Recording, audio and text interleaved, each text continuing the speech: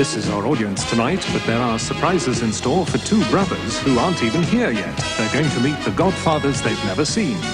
These three devoted singers will meet their originals, and Olive Court will meet the baby brother she thought she'd lost forever. For these people and more, it's Surprise, Surprise! Ladies and gentlemen, Miss Cilla Black.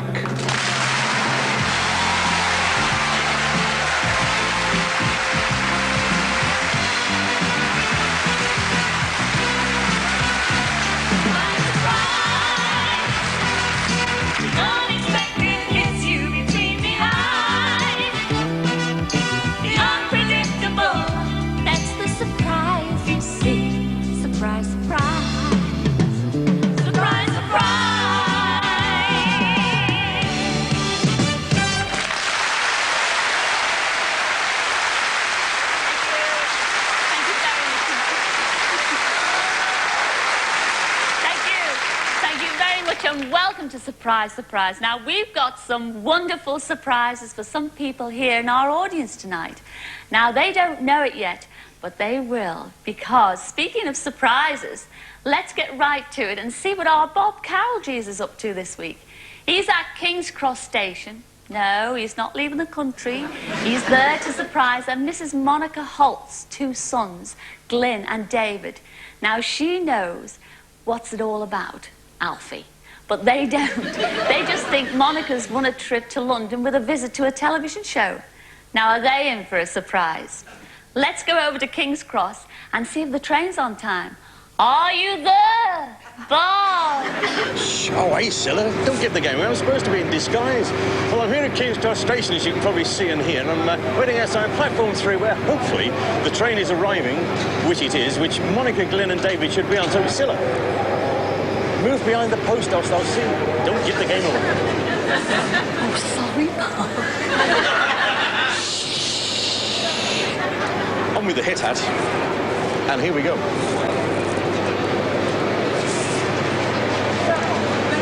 Monica! Monica! Come here a moment, would you? Hi! Hello, how are you? Thanks. Come with me, gentlemen. One of you is Glyn. Yes, speaking. And you must be David. I think so, yeah. And you think you've come down to London actually to see a television programme being made, is that Yes. right? Well, you're not going to see a television programme being made. You're actually in one. What do you think about that? You're in one. Surprise. Next time. Surprise, surprise. Come here, Glyn. We've got it all lined up. We've got a fast car waiting for you. Right? And we've also got waiting for you in the studio, our Cilla. Is that good? Surprise, surprise. You look lovely. I forgot where you're wearing your hat. You look very nice. Come with me. Come on. Here we go.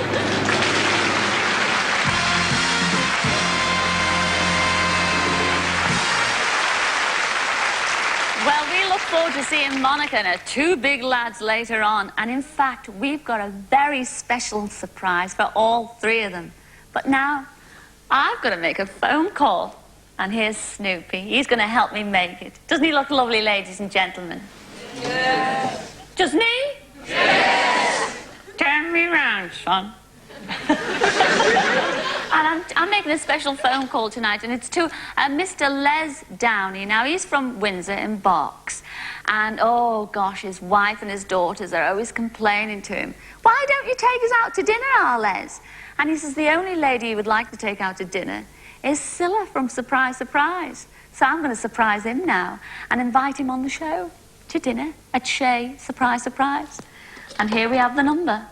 Oh, it's 10 digits this week. Let's see. One.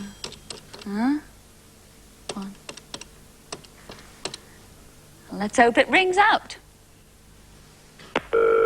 Ah, there we go. Slight delay, but it's there. 7680. Pardon? 7680. Who am I speaking to, please? Mr. Downey. Mr. Downey, can you tell me your first name? Leslie. Hello, Leslie. Hello. Do you recognise this voice on the other end of the phone? I've got an idea I do, I'm not sure. Well, I'll give you one guess. Guess who it is?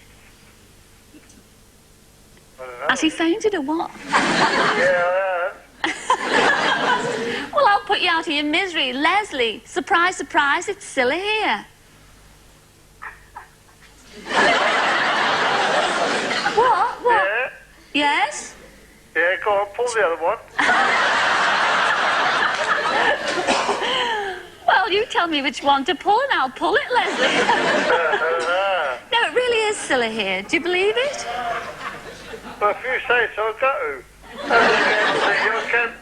I can't discover it, but, yeah, go on, all right, then I'll buy it. Well, Leslie, I got a little letter from your... Who's that laughing in the background, Les? My wife. Is it really? Yeah. Well, I'll let you out of the secret because, you see, your wife sent me a letter all about you. Yeah, go on. What's happening? Well, she said that, well, you know, that they keep asking you to take them out to dinner. You know, your wife and your daughter's there. And you came... crikey, not likely. It cost me a fortune, eh? Now I know you're someone pulling me legs. No, and then she said that... She said that you said you wouldn't take them out, but you'd take me out. Is that right? Any day, darling, any day. Any day. But tell me, Les, what have I got that your wife hasn't? Well, I've been married to her for over 30 years and changes as good as the rest. Is that all you think of me as being a change? Well, it'd be a good change, I must admit. Where would you take me? Where would you take me? What kind of food do you think I'd like to eat, Les? What kind of food I think you'd like to eat? Yeah. Oh, I don't know. I think you'd be, being a liver pudding, you'd be a straightforward girl for pie and mash.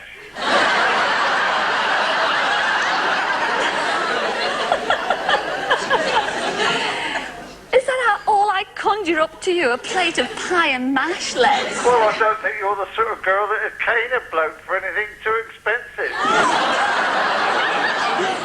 What you're saying is I'd be a cheap night out, is that... Well, you know, I'm always looking for something on the cheap. Well, we're all dying to know, especially me. I'm dying to know what you look like. I mean, what sort of type are you? Are you the sort of Robert Redford type, or...? No, I'm the Billy Bunter.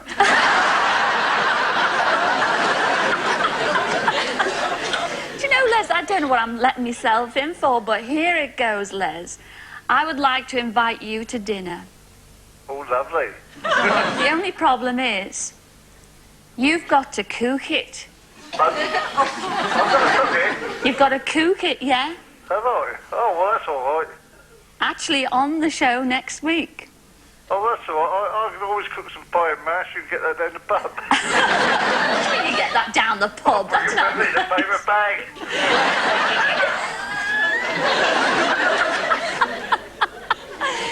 Oh, now I know the level who I appeal to. Takeaways, pie and mash from the local pub. Well, whatever happens, Leslie, will you come to Surprise Surprise Studios next week? Shay, Surprise Surprise Studio 1. Oh, and I'd cook love for to. us. I'd love to. Well, we look forward to seeing you. It's been lovely talking to you, Les. Okay, then. See you next week. See you. Ta-ra, Bye. then. Ta-ra. Bye-bye. Bye. Bye.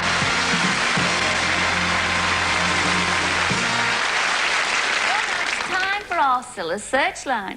And this is for everyone watching at home, so please keep your eyes and your ears open because you might be able to help us find somebody, and you never know, somebody might be trying to find you.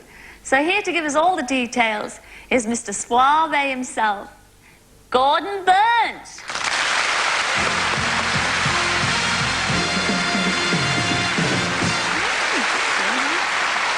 Very popular lad. Well, Gordon, you were on the show last week and you actually survived it. Indeed, this show is full of surprises, and one of them is to be invited back. I thought I was only on for last week. Well, you're very welcome to come back. Have you got more details for our searchline? Lots and lots. Well, fire away, love. We're waiting to hear. Well, thank you. Well, we had a smashing response to our first very brief searchline last week, and we hope to bring you news about that soon as we've sifted through it all, and to invite you to help us with Searchline every Sunday from now on. So do give us a ring tonight on 01 834 9090 if you can help us. Well, first we're looking for 4 people who shared a special bond shortly after entering this world. James Flunder, Roger Bolton, Barry Brewster and Dorothy Adams were all christened together in Exeter Cathedral in a service that was unusual, to say the least. The mayor and mayoress were their godparents, and in fact the 3 boys were given as their middle name the name of the mayor. But Dorothy has an even more unusual middle name. She was called after, no, not the mayoress, but the Civic Hall. I just wonder if she still uses that name. So Dorothy, or indeed James, Roger or Barry, please contact us. Carol Silverman Levin, who lives in New Jersey in America, spent 20 years trying to track down an Englishman she served with in the war. She thought she'd cracked it this Christmas and flew to Britain with her husband, but the man she found was the wrong one. Close, though, virtually the same name and similar history. She was looking for ex-Flight Sergeant Albert G. Glover of RAF Burton Wood. She found ex-leading aircraftman Arthur G. Glover. But now Arthur has joined Carol in the search for Albert, and he told us, "She was so disappointed, I hadn't the heart to forget it. Anything seems better than just trying to forget the note of sadness in that lady's voice. I would enjoy a happy ending." Well, so would we. So can anyone out there help us to make it one? Now, do you recognize yourself as the little Dutch girl doing the high kick in this picture? Or the cowgirl on the right? They were played by a girl called Dorothy Irwin in an RAF concert party run by 40s film star Reginald Tate. Vivian Brooks, her partner in both pictures, is keen to get in touch with her old friend. Well, we will now get in touch right away with her not very old, a tall friend, scintillating Cilla. Oh, you old swarthy. Are you going to be back later with more details? I've got some more to give, yes? Well, I know you've got a lot to give. Go on. Thank you. We shall see you later. I've got a lot to live up to now with this suave. We look forward to that. But we'll be hearing more from Gordon, as I said, later on. But right now, I think it's about time I delivered a Cillagram. And this week, we surprised Mick Graham. Mick's the branch manager of a building society in Worcester Park, and he's also a Keep Fit fanatic. And all the girls in the office think he's absolutely wonderful. In fact, they think the sun shines out of his tracksuit trousers. So they wrote us such a marvellous letter about him. We decided he deserved a special Cillagram. Have a look at this. I'm going to borrow somebody now. Only he doesn't know it yet. All right, girls. Oh, I'm sorry. Sorry, Gavin. Where is he? Surprise, surprise.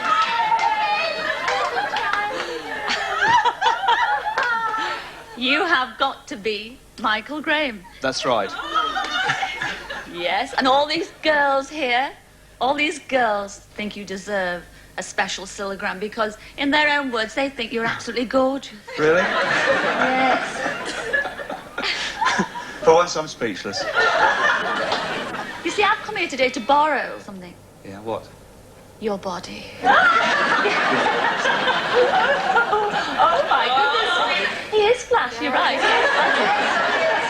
Well, they think you deserve a Cillagram for being so gorgeous. So, how about running? Where? Well, anyway, I suggest you start running now because these girls and myself are going to be chasing you. Are you? Come on. Yes. Where are we going? Come on, I'll chase you, I'll chase you. Come on, girls. Come on, let's chase him.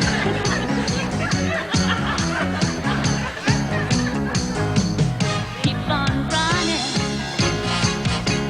Keep on hiding. Won't find me, I'm gonna be the one to make you understand. Oh, yeah, you're gonna be our man. So keep on running. Running, run.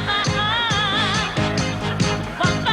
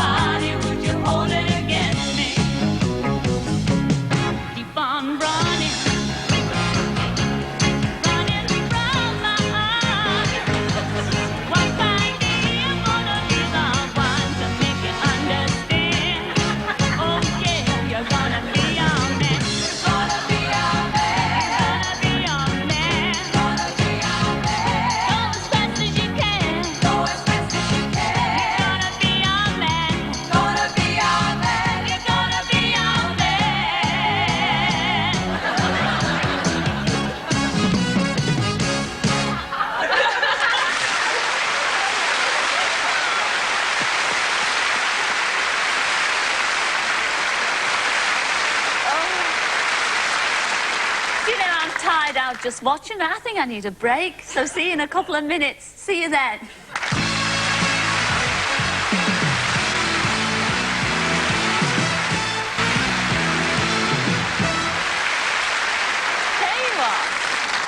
Oh, hello. Do you know, I was having such a funny dream. I was having a ziz in the break. And I had a dream as well. I dreamt that I was at this party with Robert Redford, Paul Newman and Richard Gere. The only trouble was I was Omar Sharif. Oh, I've just had a signal that Bob's arrived with Monica, Glyn and David.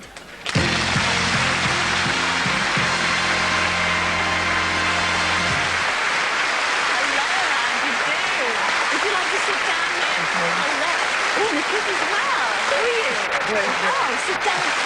Monica. It's got to be Monica. Have a seat down there, look. Aren't they lovely? They are. Oh, and Bob, don't you look smart? Well, you know. I learnt the job. I was rude to everybody. But actually, I can't stop. I've got to get this uniform back to King's Cross there, because one of the guards is sitting there in his pants and vest. And Well, you will be back to join us later, won't Oh, you? yes, but I must take it back to him. Obviously, his points will be frozen by morning. See you later, Bob. You big lad. Hey, Monica, you've got two very big lads here. Introduce yourselves. I mean, Glyn? which one? You're Glyn. Yes, I'm David. And you're David. Well, haven't you got a sneaky mum? We don't know yet. Well, take it from me, your mum is very sneaky. You are a fibber, aren't you, Mum? I have this last month. Oh, Terrible. yes. Getting them down here. I think I should put them out of their misery and tell them what this is all about, don't you, Monica? Yes. Well, it's very simple, really, Glyn and David. I mean, the story all starts, it's all about strangers meeting on a train. And it all began, well, long before you two bonny lads were born. It all began when your mummy was married to your late dad, Charles. Now, your dad was on a train coming down to London. And he was sharing a compartment with two Polish sailors by the names of Jan and Walter. Now, your dad, Charles, he really hit it off with these two lads, so much so that he invited these two boys, Jan and Walter, to spend some of their leave with himself and your mum in Scunthorpe. He's saying, you wait, you don't know the end of it yet. And you really got on like a house on fire. You became really one big happy family, didn't you, Monica? Yes, we did. And when you two lads were born, your mum and dad wanted desperately for Jan and Walter to become your godfathers. And this they had to do by letter, because by this time, in 1941, the two lads had rejoined the ship and had sailed away, and you haven't seen them since, have you, Monica? No. Now, this is where you sent us a letter asking us all to help. Well, we did our best. The information you gave us, you said that, well, you thought that Walter had gone back home to Poland, and you also said that you thought Jan had settled in Scotland, but you weren't quite sure. Well, we had a letter Yes. telling us that Jan had married a Scotch girl and Yes. stayed in Scotland, but Walter had gone home to look for his mother.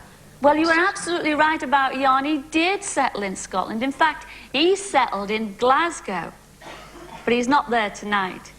He's here to say hello to the two godsons he's never ever met. Come in, Jan. Where are you, love?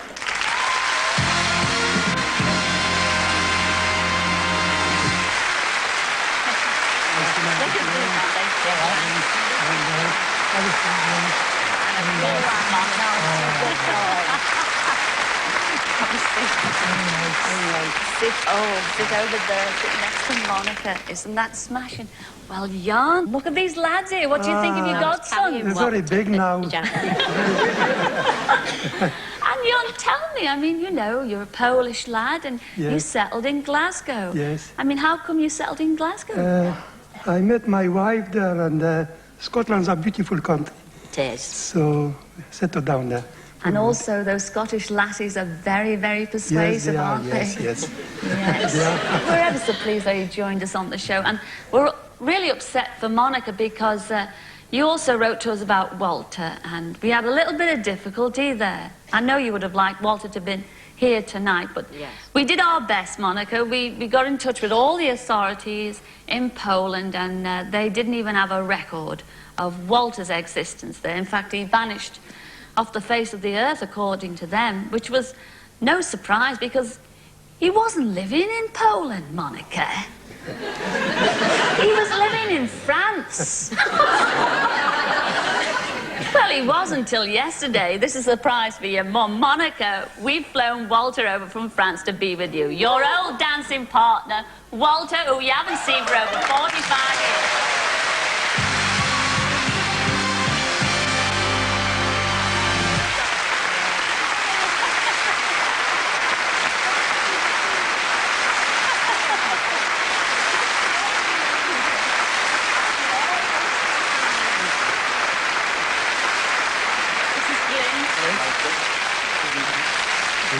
This is James.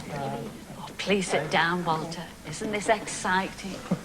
And this is a surprise for your mum as well as for you. Now, Walter, tell us how long you've been living in France. I came in France in 1930.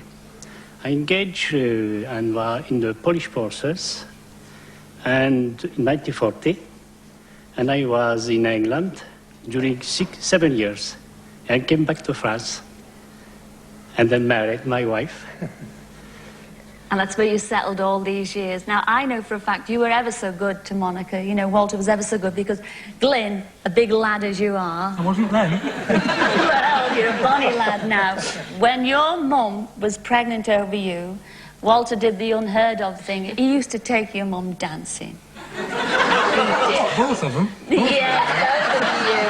And your mum really appreciated that because you've got to remember in those days it was totally unheard of to go outside the door, Monica, never mind go dancing. Do you remember your favourite song you used to dance to, Monica? Yes, it was a tango.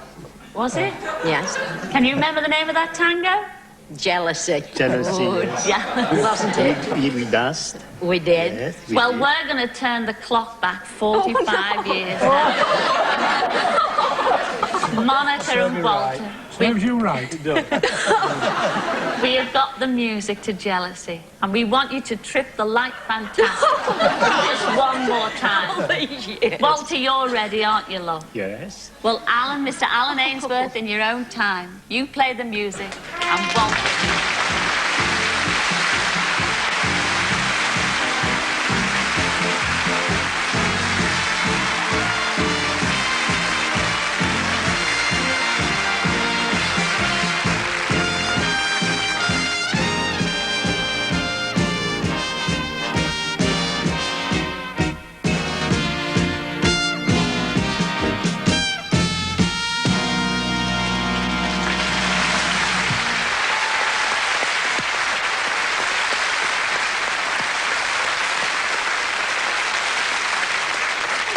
Has it been a nice surprise for all of you?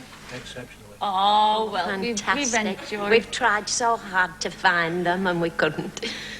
We were looking in the wrong place. Well, now that you find them, never let them go. We're going to wet the babies' heads now, aren't we? Yes.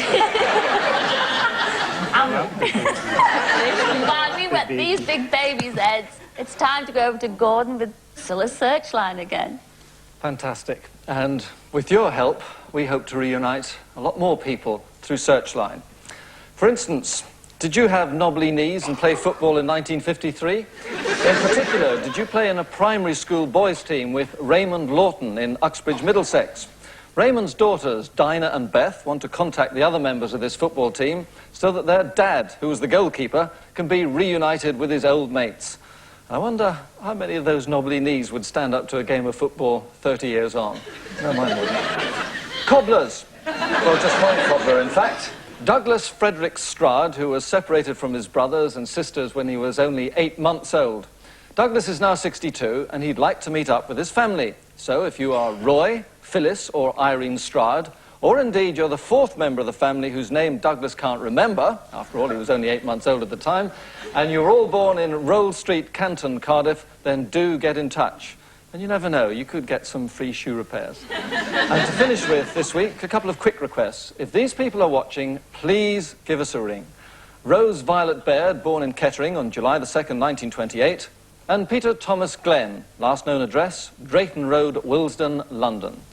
Our researchers will be on 01834 9090 until 10 o'clock tonight. And even if you're not one of the people we've mentioned, you may well know where we can find them, so do please get in touch with us. Now, if the phone lines are so busy you can't get through by 10 o'clock tonight, you can still write to us at Searchline, Surprise Surprise, London Weekend Television, London, SE1 9LT. Oh, thanks a lot, Gordon. You said that ever so beautifully. Thank you, you old swabby. And will we be seeing you next week? Yes, I gather for the rest of the series. Sorry about that. Oh, God. Now I shall look forward to that. See you again next week. Ladies and gentlemen, Gordon Burns.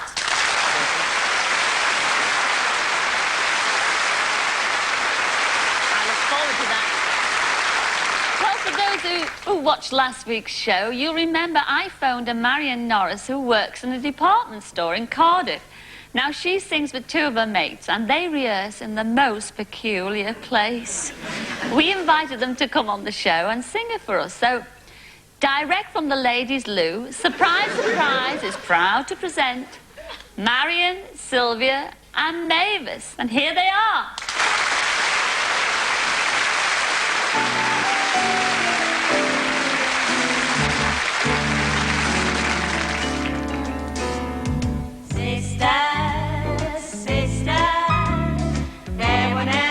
Devoted sisters, never had to have a chaperone, no sir. I did keep my eye on her, caring, sharing every little thing that we are wearing. When a certain gentleman arrives from Rome, she wears a dress and I stay home. All kinds of weather we sing together, in the rain or sun. Three different faces, but in tight places, we think and react as one. Those who see us know that not a thing can come between us. Many men have tried to split us up, but no one can. Nobody can. Lord, help the mister who comes between me and my sister, and Lord help the sister who comes between me and my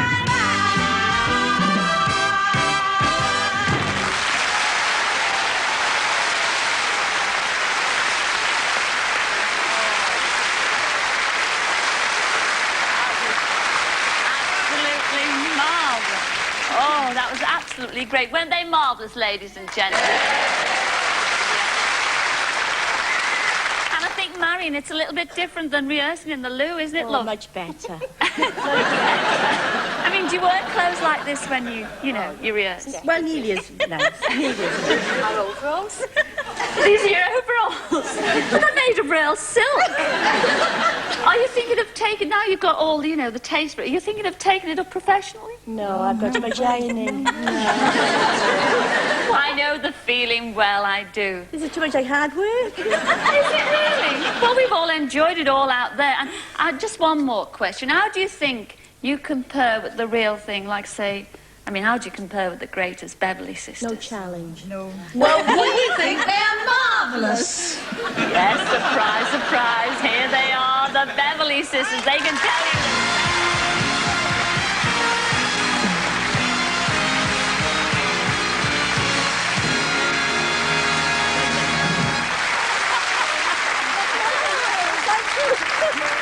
Oh, you see, what did you really think, girls? Fabulous, fabulous. Wonderful. Well, we're all knocked out about your success. You've got a disco version now, a very big hit of Sisters. Surprise, surprise.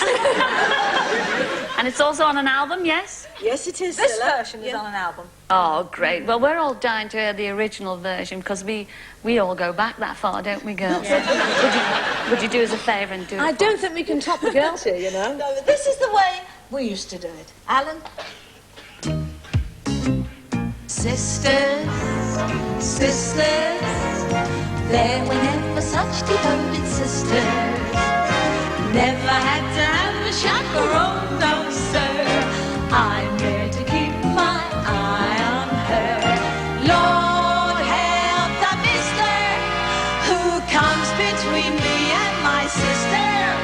And Lord help the sister who comes between me and my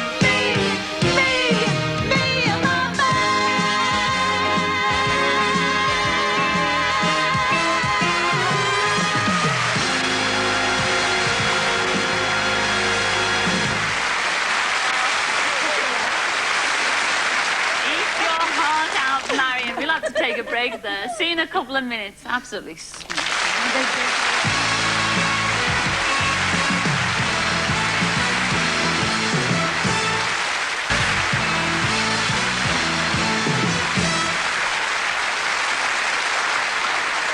Hello and welcome back, and a very particular welcome to you, Edna Scott, wherever you are in our audience tonight. Where are you, Edna? Oh, and a little hand goes up waving there. There's Edna there on the front row, very prettily dressed in her red frock out there. Edna, I must tell everybody here in the studio, and indeed everybody at home, about you. You see, Edna wrote to us last year and told us that when she got married 5 years ago, she weighed 13.5 stone. Yes, and since then, since she got married 5 years ago, her weight steadily rose up to, can I tell them, Edna? 15.5 stone. So she decided to do something about it. So you went on a diet, a very strict diet. You did all the exercises. You did everything, swimming. You were at that leisure centre 5 nights a week. Is that right, Edna? Yes. Yes. She stuck to it, and today, oh, we can see the results. She weighs just under 9.5 stone. I think that's marvellous. Well done.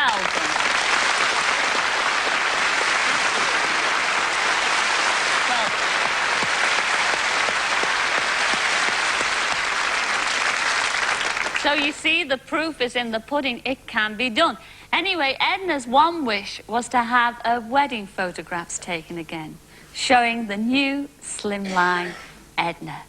Well, we felt that's the least she deserved. So Bob, our Bob Carolgees, went across the sea to Ireland, because that's where Edna comes from, went across the sea to Ireland to a post office in Ballymoney, where Edna works. Let's see what happened. Come on, lads.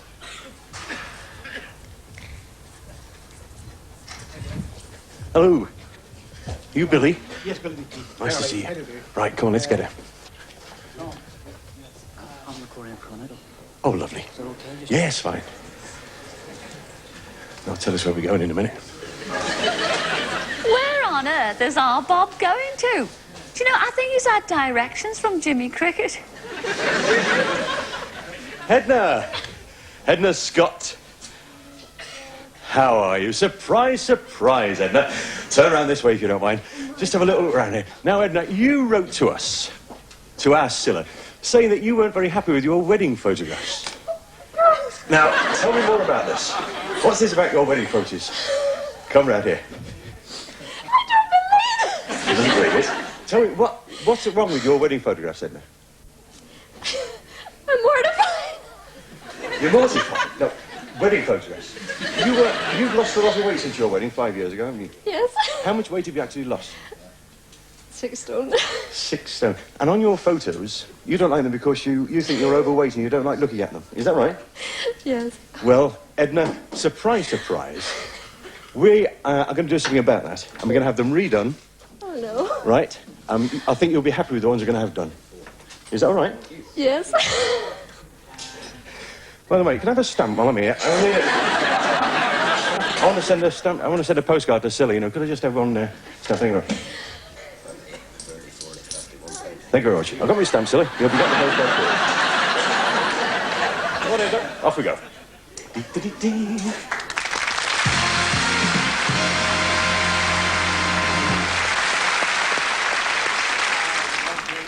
Well, we brought Edna and a hubby to London, and we found her a new slimline wedding dress. Isn't that right, Edna? And you looked divine in it. You looked absolutely wonderful. And we thought we might as well go the whole hog and arrange a brand new wedding. Oh, excuse me a minute. Because I always cry at weddings. Well, this is it then, Edna. You wanted to relive your wedding day, and this is the start of it. How did you feel? Nervous. Nervous? Did you feel nervous on the day? Yes, I Oh, did. well, it's just as well. And we thought on the set, because it's a wedding, we thought it'd be only sensible to bring your husband along. Are you excited, Noel? Yes. Yes. I've got all my togs on. It's about time you two got your frocks on. So, Edna, if you go and try your things on, right? And you better get out of the room, Noel, because you're not allowed to stay in here. Come on, off you go. And now I've got to find somebody else. What I could do with her are a couple of bridesmaids. I think Edna would appreciate that. Ah, here's a couple of likely-looking lasses now. Girls, excuse me, come here for a second. Just come with me. I happen to know you're Emma and Kate Downs, is that right? Yeah. And your mum has brought you down from Newport to London under false pretenses. She actually wrote to us, and she's arranged a little surprise for you. And you've always wanted to be bridesmaids, and you've never been able to. Your luck's changed. We're going to get changed. We've got lovely little dresses for you, and you're going to be bridesmaids today. Is that all right? Yeah. Well, come on, we can't keep the bride waiting. Off we go. How you doing, Edna? Oh, beautiful. That's grand. Come on, got to rush you now. Come and join your bridesmaids. They're waiting over here. They look very pretty as well. Don't you look grand? You all right, girls? What a lovely wedding this is. And you all look gorgeous, pretty as a picture. Talking of pictures, I've ordered a photographer. I don't know where he is. He's very late. Where's that photographer? That could be him now. He's rather a special photographer, actually. He's a photographer to all the stars. Leo, Sagittarius, Aquarius. Come on, Russell, where have you been? Oh, I'm sorry, Bob. Here's our lovely bride with her bridesmaids. No. Oh, darling, is that Edna? Have you ever had one of these done? Let's have a look, darling. Your tits is a little bit wonky. Oh, that's it. And you're looking quite nice. What's this, darling? Okay, lovely. Oh, you're steady on your veil, darling. That's it, right. What have we got up here? Oh, I think you're okay now. Okay, then?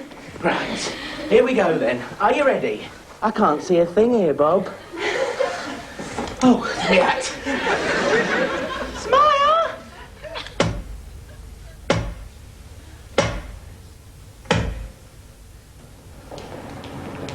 Actually, I'm just waiting for the Rolls Royce. It hasn't arrived yet, but we've got a nice roller laid on to take you there. You shouldn't really go on your own. Who gave you away when you got married last time? My brother, Your brother, what's his name? William. William. It's a shame he wasn't with us, really, isn't it? I suppose he lives in Northern Ireland as well, does he? Well, surprise, surprise, Edna. He's come over to join you on your wonderful day here. Wouldn't be a perfect day without me, would it, no? Quite right. Oh, another go. Here's the car, it's waiting for us. Off we go. You carry on. This lovely building here is actually Southwark Cathedral. Noel's told us how important this day is to both of you. If you go and stand next to your little Noel there, and I'll stand here. But what we really need, I think, on this day, it's a lovely party as it is, but we haven't got a best man. I think we really need a best man. Is there a best man about anywhere? Aha! Oh, Edna. Do you know this person? Yes. Who is it, Edna? My brother-in-law. Your brother-in-law, Jack, and he was your best man at your wedding? Yeah. What a coincidence that is. Inside, we'd arranged for Edna and Noel to retake their marriage vows with a blessing by the Reverend Roger Royal. In a moment of silence, when we think back of the past years of your marriage, for the many blessings that you've been given, we look forward to the future, that in all that you do, you may be directed by God's love, which is reflected in your marriage. Almighty God, the Father of our Lord Jesus Christ, pour upon you, Noel and Edna, the riches of his grace, sanctify and bless you, that you may please him both in body and soul, and live together in holy love unto your lives' end, through Jesus Christ our Lord. Amen.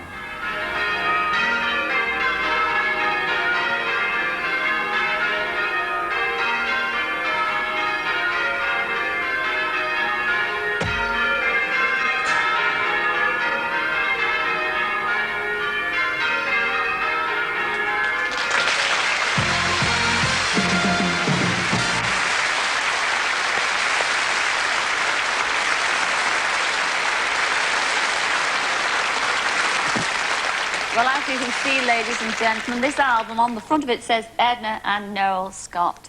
Well, this is your album, Edna and Noel. And inside, eventually, we'll have all the photographs, but we didn't want to put them in. We wanted you to choose your photographs, exactly how you look today in your wedding photographs. And I know for the rest of your life, you'll probably treasure this, won't you? Oh, what a marvellous moment. Ladies and gentlemen, Edna and Noel.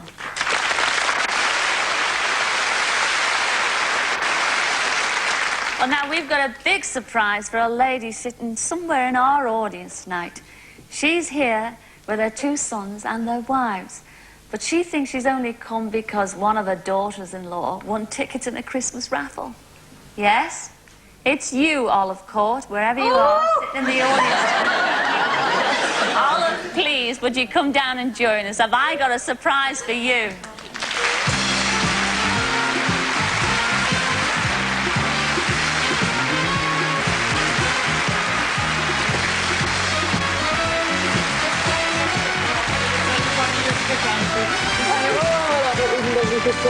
When you come to Brum about 6 weeks ago. I came to Brum. Yes, have a sit down. Tell me all about it. I came to Birmingham six weeks ago. In your book, and I've come away without having your book. It's a surprise for you to be on the show tonight. It is really. It's wonderful.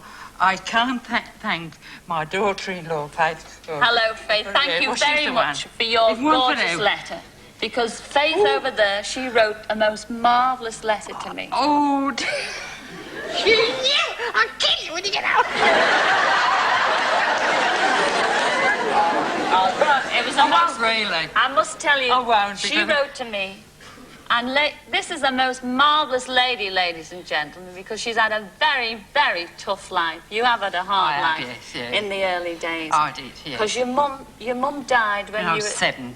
When you were 7 years of age. And I went into service when I was only 9. Service? And I was well, you see, your dad remarried, didn't he? He remarried, yes. And your stepmother had got 4 girls. And four girls? Yes, and she didn't want no more girls. She took me brother on, and me brother's... Yes, she took your brother Harry on. Yes, that's right. And you went into service. Now, this is amazing. You say you were 7, 8 years of age. I was 9 when I went into service. Well, everybody out there's dying to know, because I've never heard of a 9-year-old going into service. Can you tell everybody about it? I did. I used to get up at 5 o'clock of the morning, put the papers right in York Road, All Green, Birmingham. And I used to take my paper round out. And I think I was the only girl in Birmingham. There was all boys then. What had the papers at 9 years of age? Yes, I had to get papers. Then come back and do all the floor and the cleaning before I went to school. When I did go to school, I went to school half my time, you know. Well, you've done well on it, you have, Olive, indeed. Only thing is, I wish my brother had been in Australia, been here tonight with me. Because he went in the Navy. I know. And I haven't seen him since. Well, we have a photograph. We have a photograph of your baby brother Harry somewhere. And there you are. You can see beyond that camera. Can you tell us, how old were you then? I was 5, about 6, and he was 4. Yes, well, Faith, your Faith over there, she wrote us a letter and said that, well, you didn't see Harry. The last time you saw Harry was when war broke out. That's it. And he set sail. Yes. Then after that, this is over 45 years ago, yes. he settled in Australia. Yes, yes. Well, Olive, if you say hello on the end of that phone there, you might recognise the voice on the end of that line. Hello. Hello, Olive, darling. How are you? Dear. You know, How are you, Doug? I'm marvellous. That's lovely. Oh, do you know where I'm calling from? You know where I'm calling from? Yes. Australia. No, I'm calling Australia. No, in London. I'm in London with my children. Are you? We've come to see Cilla Black.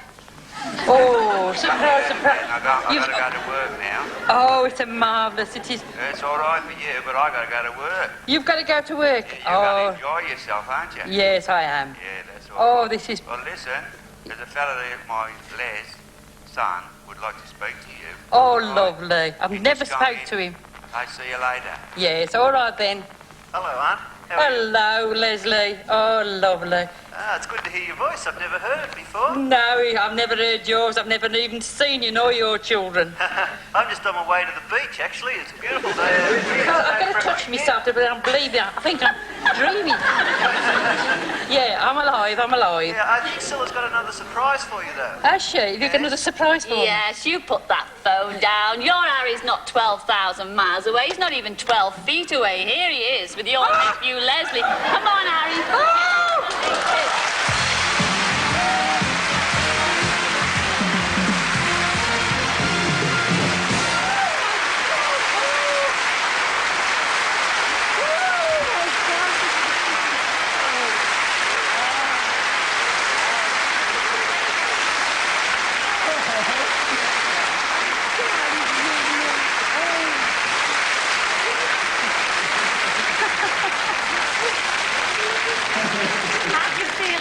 Oh, it's marvellous.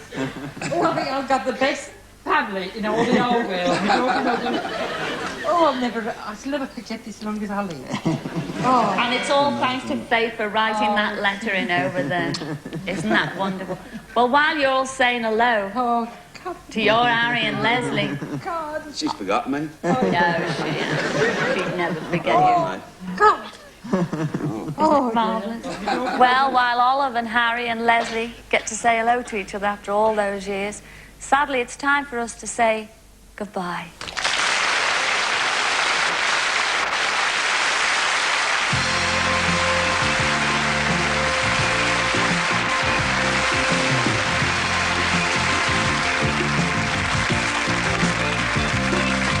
The more the world is changing, the more it stays the same.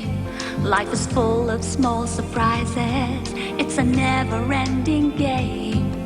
If nothing is impossible, will you believe your eyes? If the unexpected brings a smile, that's a big surprise, surprise, surprise. The unexpected hits you between the eyes. The unpredictable, that's the surprise you see. Surprise, surprise. When you found a love that's lost its way, oh, that's a nice surprise. And when you don't know what's in store today, that might bring surprise. It's the greatest feeling in the world, nobody denies. Surprise, surprise. The unexpected hits you between the eyes. The unpredictable, that's the surprise you see. Surprise, surprise. We don't know what's around the corner, living from day to day. We never know when we fall in love, so let it carry you away. Surprise, surprise. The unexpected hits you between the eyes. The unpredictable, that's the surprise you see. Surprise, surprise. Surprise, surprise. It's the greatest feeling nobody denies. It's laughter, love, and joy in disguise. The unpredictable, that's the surprise you see. Surprise, surprise. Well, ladies and gentlemen, here in the studio, and everybody sitting at home watching, we've come to the end of Surprise, Surprise. And I'd like to say a very big thank you to everybody who's taken part, not forgetting our Bob Carroll G's.